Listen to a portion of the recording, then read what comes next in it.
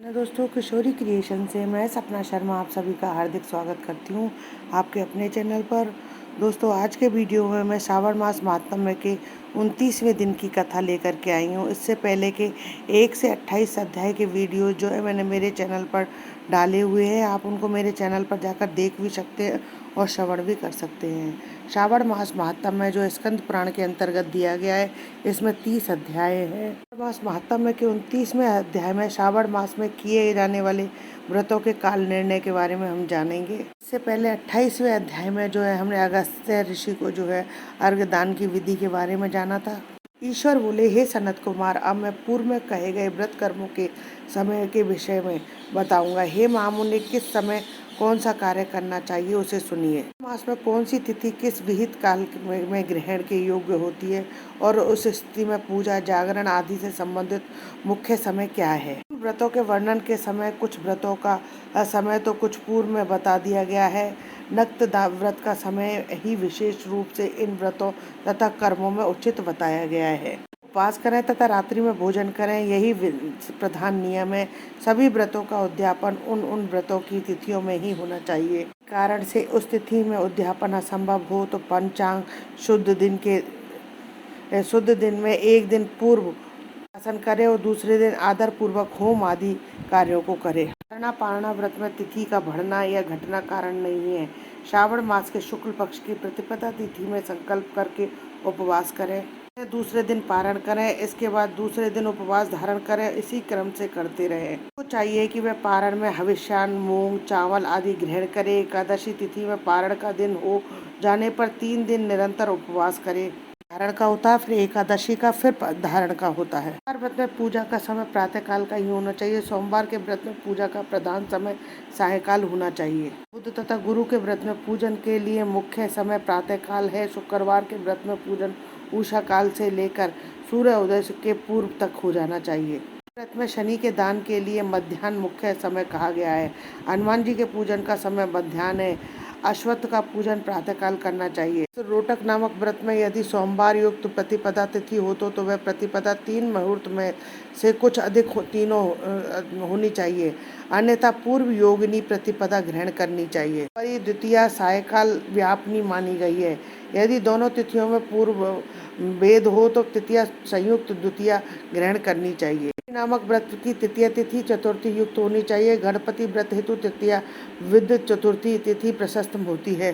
के पूजन में षष्ठी युक्त पंचमी प्रशस्त होती है। सुपोधन व्रत में सायकाल सप्तमी युक्त षष्ठी श्रेष्ठ होती है।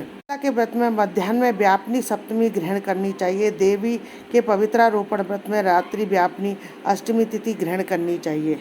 कुमारी नवमी प्रशस्त मानी गई है। इसी प्रकार आशा नामक जो 10वीं तिथि है वह भी नक्त व्यापनी होनी चाहिए।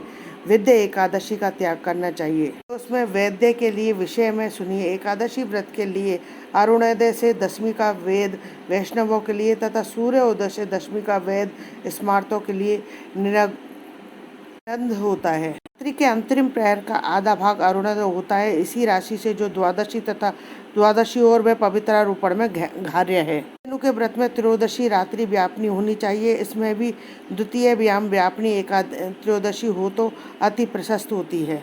पवित्रारोपण व्रत में रात्रि व्यापनी चतुर्दशी होनी चाहिए। उसमें भी जो चतुर्दशी अर्धरात्रि व्यापनी होती है वह अति श्रेष्ठ होती है। और उत्सर्जन कृत्य के लिए पूर्णिमा तिथि तथा श्रवण नक्षत्र होना चाहिए। दूसरे दिन 3 मुहूर्त तक पूर्णिमा हो तो दूसरा दिन ग्रहण करना चाहिए, अन्यथा तैत्तिरीय शाखा वाले को ही ऋग्वेदियों को पूर्व दिन ही करना चाहिए। पूर्णिमा और श्रवण दोनों का पर्व दिन 1 मुहूर्त के अनंतर योग हो और दूसरे दिन 2 मुहूर्त के भीतर दोनों समाप्त हो गए हों, तब भी दोनों कृत्य पूर्व दिन में ही संपन्न होने चाहिए।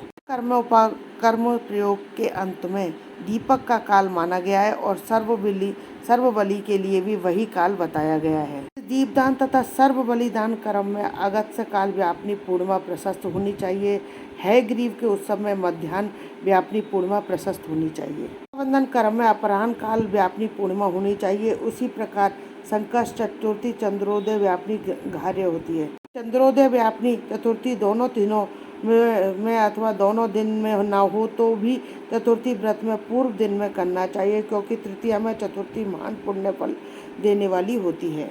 अतः हे व्रतियों को चाहिए कि गणेश जी को प्रसन्न करने वाले इस व्रत को करे। चतुर्थी, गौरी चतुर्थी, बहुला चतुर्थी, इन तिथियों के अतिरिक्त अन्य सभी चतुर्थियां अन्य देवताओं के पूजन के लिए पंचमी विद्या कही गई हैं। कृष्ण जन्माष्टमी तिथि निशीथ व्यापनी ग्रहण की जानी चाहिए। निर्णय में सर्वत्र तिथि 6 प्रकार की मानी गई हैं। दोनों दिन पूर्ण व्यापनी, दूसरी दोनों दिन केवल अव्य व्यापनी, तीसरी अंश से दोनों दिन सम व्यापनी, चौथा अंश से दोनों दिन विषम व्यापनी, पांचवा है पूर्व दिन संपूर्ण व्यापनी और दूसरे दिन आंशिक व्यापनी, छठा है पूर्व दिन आंशिक व्यापनी और दूसरे दिन अव्य व्यापनी। व्यापनी में अंश व्यापनी से अधिक व्यापनी उत्तम होती है। एक दिन तिथि पूर्णा है, वही तिथि दूसरे दिन अपूर्णा कही जाती है। अव्य व्याप्ति तथा अंश से व्याप्ति, इनमें अंश व्याप्ति उत्तम होती है और जब अव्य व्यापनी पूर्ण हो तब अंश में से सम हो वहाँ संदेह होता है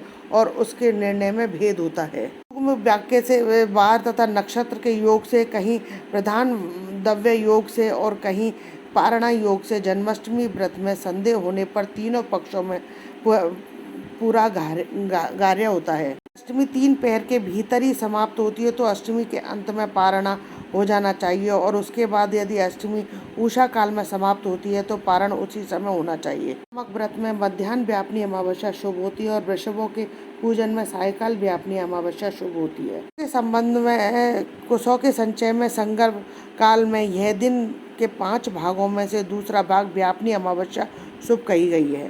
कर्क संकरण में 30 घड़ी पूर्व का काल पुण्य समय होता है और संक्रमण के बाद की 16 घड़ियों में भी पुण्यमय है। कुछ मुनि पूर्व की 16 घड़ियों को पुण्यमय मानते हैं। अगस्त्य के अर्घ का काल तो व्रत वर्णनों में कह दिया गया है। मैंने आपसे वह कर्मों के काल का निर्णय कह दिया है। जो मनुष्य इस अध्याय का श्रवण करता है अथवा इसका पाठ करता है श्रावण मास में किए गए सभी व्रतों का फल प्राप्त करता है। स्कंद पुराण के अंतर्गत ईश्वर सनत कुमार संवाद में श्रावण मास महात्म्य में व्रत काल निर्णय कथन नामक 29वां अध्याय संपूर्णम। दोस्तों, यदि आपको मेरा ये वीडियो पसंद आए तो प्लीज़ मेरे वीडियो को ज़्यादा से ज़्यादा लाइक और शेयर करें। यदि आप मेरे चैनल पर नए हैं तो चैनल को सब्सक्राइब करना ना भूलें। पास ही में बेल आइकन को दबाएं जिससे मेरे आने वाले हर नए वीडियो का नोटिफिकेशन आपको मिल जाए। जय श्री कृष्णा दोस्तों।